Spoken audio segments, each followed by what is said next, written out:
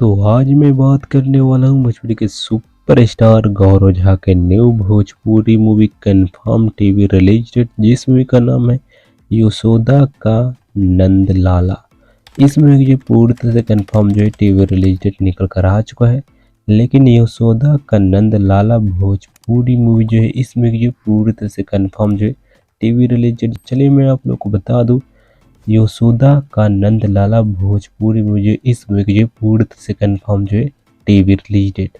यशोदा का नंद लाला भोजपुरी में जो इस मूवी की टीवी पर रिलीज किया जाएगा 11 मई को शाम में 6 बजे। हाँ जी, शाम में 6 बजे रिलीज किया जाएगा भोजपुरी सिनेमा के टीवी चैनल पर। और बाई चांस किसी भी कारण से आप इस मूवी को जो है 11 मई को शाम में 6 बजे नहीं देख पाते हैं, तो आप अगले दिन यानी 12 मई को सुबह में 10 बजे भोजपुरी सिनेमा टीवी चैनल पर फिर से चलाया जाएगा, तो आप 12 मई को फिर से देख सकते हैं अगर आप 11 मई को किसी भी कारण से नहीं देख पाते हैं तो।